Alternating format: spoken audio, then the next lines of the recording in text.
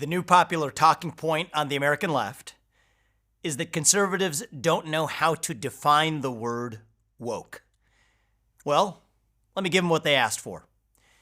You want to know what it means to be woke?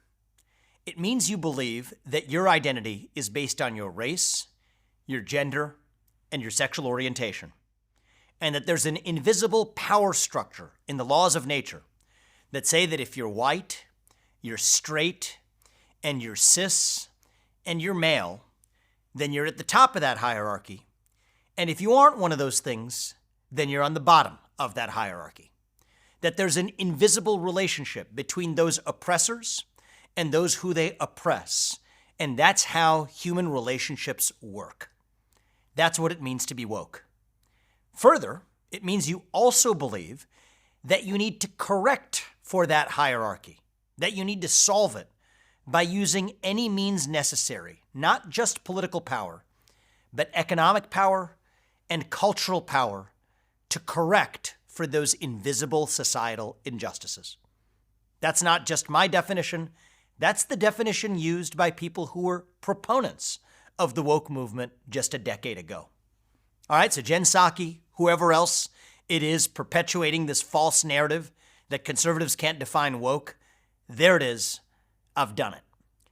Now, here's the question. What's actually wrong with it? Here's my problem with the woke movement. All right, it began as a challenge to the system in some liberal arts academy somewhere. I'm fine with that. Anyone can have an idea. But what began as a challenge to the system actually became the new system in America.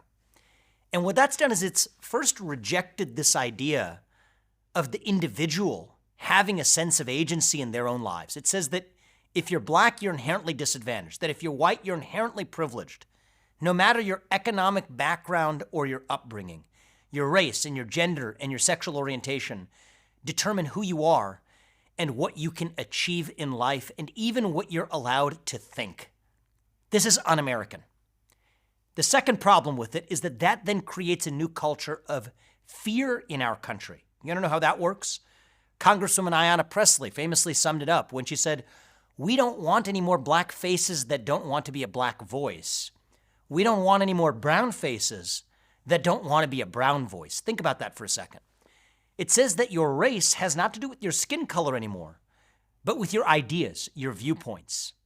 And when that happens, it means any disagreement with those ideas automatically makes you a racist, and there is no greater damnation in modern America than to be called a racist.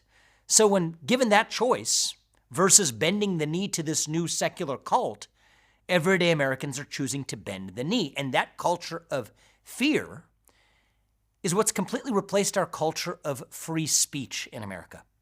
And not only has it replaced free speech, it's also replaced meritocracy in America.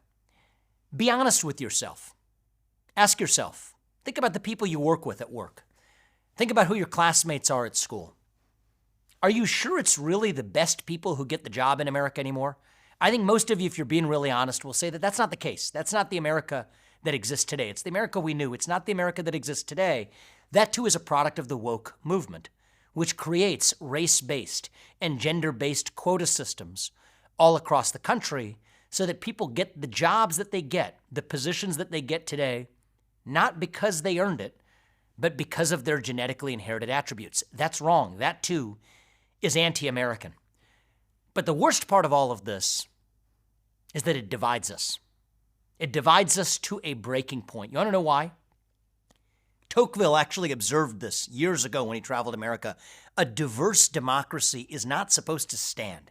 It's supposed to fall under the weight of its own division unless there are these sacred spaces that can bind us together, whether or not we're black or white, man or woman, Democrat or Republican, places where we can come together in common cause, the companies where we work, the churches where we worship, the universities where we learn the things that we learn. The woke movement says every one of those things becomes a political bastion instead, advancing this agenda, this race and gender and sexual orientation-based view of the world. And you want to know what happens then? We lose our ability to be one people. We lose those spaces where we otherwise used to come together. And if you want to know why this country is being divided to a breaking point, the woke movement in America is a big part of the reason why.